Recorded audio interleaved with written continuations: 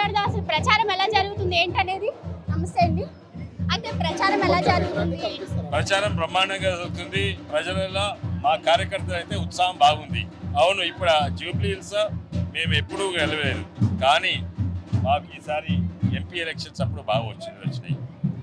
ఇన్నేళ్ళు కాంగ్రెస్ ప్రభుత్వం ఉండే, ప్రజలకు అర్థమవుతుంది. ఇన్నేళ్ళు టీఆర్ఎస్ ప్రభుత్వం 10 ఏళ్ళు ఉండే, వాళ్ళు జూబ్లీ హిల్స్ అనేది మర్చిపోయిండ్రు. ఇప్పుడు వారు ఎమ్మెల్యే గారు కాలం చేసినందుకు ఇప్పుడు ఈ జూబ్లీ హిల్స్ జాతికి వస్తుంది. ఇన్నేళ్ళు 10 ఏళ్ళు ఉండే బంగారు తెలంగాణ ఏమైంది? మన జూబ్లీ హిల్స్ మన హైదరాబాద్ను డాలస్ చేస్తా ఏమైంది? హైదరాబాద్ను ఇస్తాన్బుల్ సింగపూర్ చేస్తా ఏమైంది? గిరా ఇస్తాన్బుల్ గిరాని డాలస్ అని. మళ్ళీ కాంగ్రెస్ మేము మహిళలు స్కూల్ పోతుంటే స్కూటీ ఇస్తాము, పెళ్ళి అయితే తులం బంగారం ఇస్తాము. ఏమై ఇప్పుడు బంగారం ₹1,00,000 ఇచ్చి వచ్చిన సామతులాన్ని ఇవ్వాలి కదా, ఏమీ ఇవ్వలేదు. ఈరోజు ప్రజలు గుర్తొస్తుంది. ఇంతో అంతో మన తెలంగాణ రైతుందంటే బియ్యం కార్డు నుంచి 5 కేజీల బియ్యం కార్డు నుంచి ఈ లైట్ బుగ్గల కార్డు నుంచి రోడ్ల కార్డు నుంచి అవుతున్నంతా కూడా కేంద్ర ప్రభుత్వం వల్లనే. మార్పు చూస్తుండ్రు, ఆ మార్పు మేమే ఉంటాము. అది బీజేపీ ప్రభుత్వం వస్తుంది. వేవో ఈ జూబ్లీ హిల్స్ గెలుపుతోటి, లంకాల దీపక్ రెడ్డి గెలుపుతోటి మేము ప్రభుత్వం వచ్చే వరకు ఆగము. తప్పనిసరి ప్రభుత్వం వస్తుంది. అయితే జూబ్లీ హిల్స్ నియోజకవర్గంలోనే మైనారిటీ అండ్ ముస్లిం ఓటింగ్ ఎక్కువ ఉంది. అలాంటి ముస్లిమ్స్ని ఎలా చెప్పి మీ వైపు తిప్పుకుందాం అనుకుంటున్నారు? అమ్మ, ముస్లిం ఓటర్ లిస్టులు ఎక్కువ ఉన్నాయి. వాళ్ళు దొంగతనంగా వాళ్ళు ఉన్నది 90,000, దొంగతనంగా 30,000 ఓట్లు యాడ్ చేసిండ్రు కాంగ్రెస్ పార్టీ. ఓటు చోరీ చేసేది వాళ్ళు. వాస్తవంగా మేము చూస్తాము, ఆ దొంగ ఓట్లు పడకుండా చూస్తాము. ఇంకోటి వాళ్ళు ఏంది, అది కాంగ్రెస్ క్యాండిడేటా ఎంఐఎం క్యాండిడేటా ఎవరికి అర్థమైతే లేదు.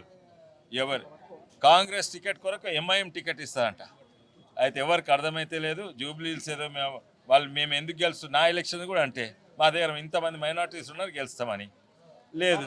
మైనార్టీస్ని అట్లా పోలరైజ్ చేస్తే మీరు గెలవరు, మేమే గెలుస్తాము, మాకు ఆ నమ్మకం ఉన్నది. అయితే జూబ్లీ హిల్స్ నియోజకవర్గంలోని అభివృద్ధి చేయవలసింది చాలా ఉన్నాయి. అందులో మీరు ఏం నోటీస్ చేశారు? ప్రతి ఒక్కటమ్మా, ఆడ రోడ్లు ఈ గల్లీలు చూడండి, ఓ ఫుట్పాత్ ఉంది, ఆ ఫుట్పాత్ లేదు, ఆ ట్రాన్స్ఫార్మర్లు చక్కగా లేవు, మోరీలు అయితే ఓవర్ఫ్లో అవుతున్నాయి. తర్వాత చెత్తకు అక్కడనే ఉన్నది, ఆ ఫోటో తీయాలి.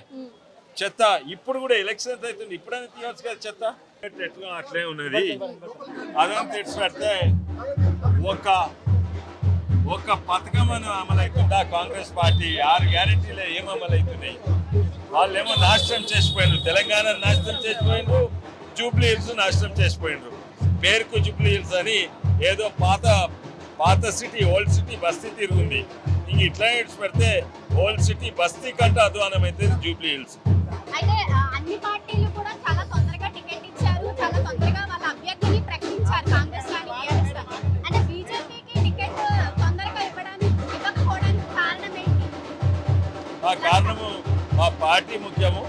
మా పార్టీ ముఖ్యం. మా దగ్గర ఎంతో మంది క్యాండిడేట్, వాళ్ళ దగ్గర క్యాండిడేట్లే లేరు, ఒకటే క్యాండిడేట్ ఉన్నారు, అందుకే ఇమీడియట్లీ ఇచ్చిండ్రు.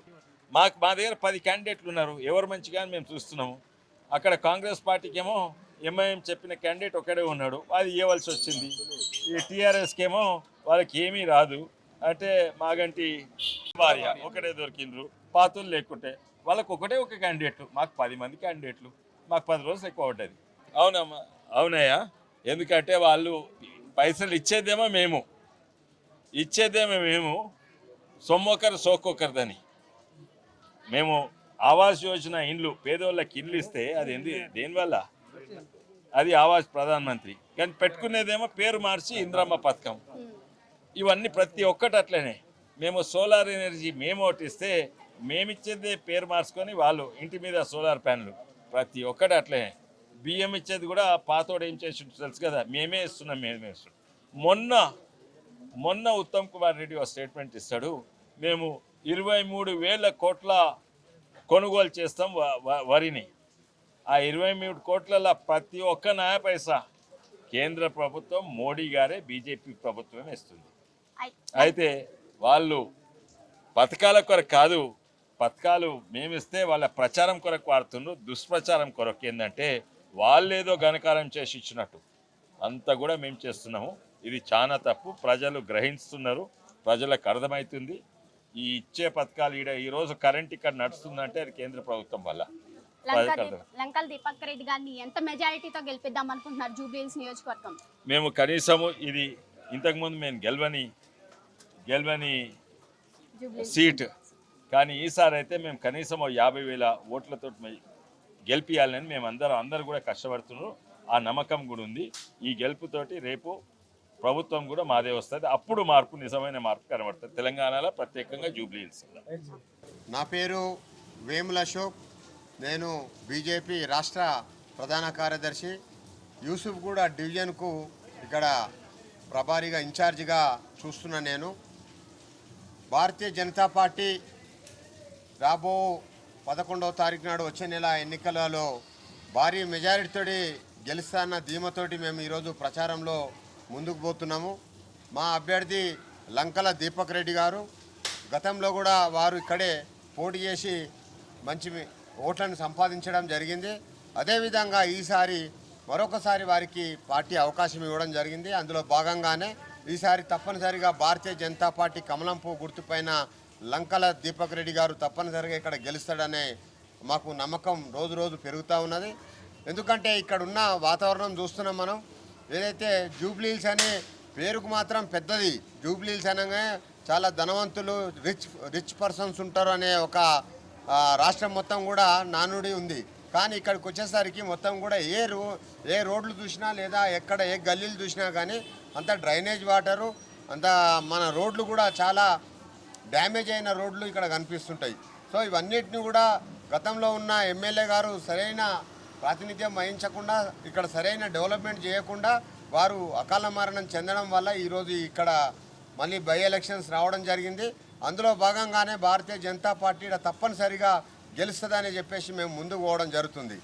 అంతేకాకుండా ఇక కాంగ్రెస్ క్యాండిడేట్కి చూసేసరికి ఇక్కడ అదంతా కూడా కాంగ్రెస్కు అదేవిధంగా ఎంఐఎం వాళ్ళిద్దరు కూడా పొత్తుతో ఇక్కడ పోటీ చేయడం జరుగుతుంది. కాబట్టి ఎంఐఎం అనేది హిందువులకు కానీ హిందూ మనోభావాలకు కానీ దెబ్బతీసే పార్టీ. దానికి తోడు కాంగ్రెస్, ఈ రెండు కలిసి ఇక్కడ కావాలని చెప్పేసి ప్రజలను మమేకం చేయడానికి, ప్రజలను ఏదో పథకాల ద్వారా లేదంటే వాళ్ళ స్వార్థ ప్రయోజనాల కోసము ఓట్లను అడిగే ఈడ కనిపిస్తుంది కాంగ్రెస్ పార్టీది. కానీ కాంగ్రెస్ పార్టీని ఇప్పుడు ఇక్కడ ఉన్న ప్రజలు నమ్మట్లేదు. ఎందుకంటే ముఖ్యమంత్రి గారు తను ఇచ్చిన ఏదైతే 6 పథకాలు, అదేవిధంగా 420 సంక్షేమ పథకాలని చెప్పేసి రాష్ట్ర ప్రజలను మోసం చేసిండు. దాన్ని కూడా ఈరోజు ప్రజలందరూ కూడా గమనించారు. కాబట్టి భారతీయ జనతా పార్టీకి ఇక్కడ పట్టం కట్టాలని చెప్పేసి ప్రజలు మెల్లమెల్లిగా నిర్ణయం తీసుకుంటున్నారు. ఈరోజు కూడా మేము మా ఎంపీ గారు విశ్వేశ్వర్ రెడ్డి గారు ఈరోజు పాదయాత్రలో పాల్గొనడం జరిగింది. అందులో భాగంగానే ఇక్కడ మేము గల్లీకి అదేవిధంగా ఓటర్ దగ్గరికి వెళ్ళి మేము వాళ్ళను భారతీయ జనతా పార్టీ కమలం పువ్వు గుర్తు మీద ఓటేయమని చెప్పేసి వాళ్ళని అడగడం జరుగుతుంది. అందులో భాగంగానే ఈరోజు ఇక్కడ మేము ప్రచారంలో ఉన్నాము.